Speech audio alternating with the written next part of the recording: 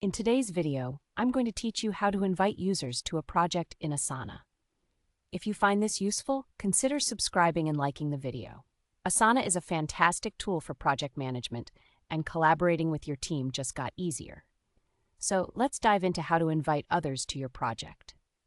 First, you'll want to open the specific Asana project that you wish to share with your team members or partners. This is your starting point, and it's where you'll be managing all your tasks and discussions. Once you're in the project, take a look at the top right corner of your screen. You should see a blue Share button. Go ahead and click that button to open the invitation and permission settings for your project. This is where the fun begins, as you're about to bring your team into the fold. Now, in the invitation window that opens, you can type the email addresses of the people you want to invite directly into the input field. If you're working with a large group, or if someone prefers a more personal approach, you can also copy the project link instead and send that through an instant message.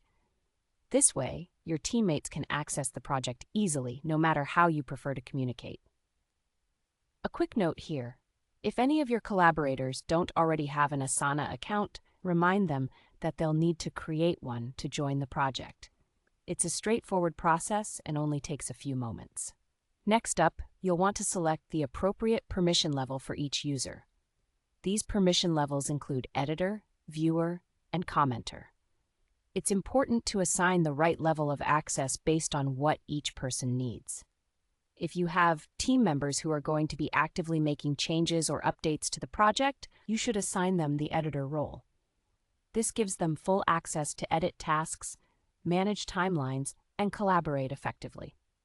On the other hand, if someone only needs to view the information without making any changes, then setting them as a viewer is the way to go. They'll have access to all the necessary details without the risk of accidentally altering something important. Lastly, there's the commenter access. This is perfect for those who need to provide feedback or input without the ability to change any of the project details. It's a great way to encourage collaboration while maintaining control over the project's elements. After you've added all the email addresses, chosen the correct permission levels, and double-checked your entries, you're ready to go. Just make sure you hit that invite button, and your team members will receive the invitations. And there you have it. You've successfully invited your collaborators to your Asana project. Now you can check your results and see your project come to life with the addition of new team members. Collaboration in Asana is truly a breeze, and I hope these steps help you make the most of your project management experience. If you found this tutorial helpful, don't forget to subscribe and give this video a thumbs up for more easy-to-follow guides. Happy collaborating!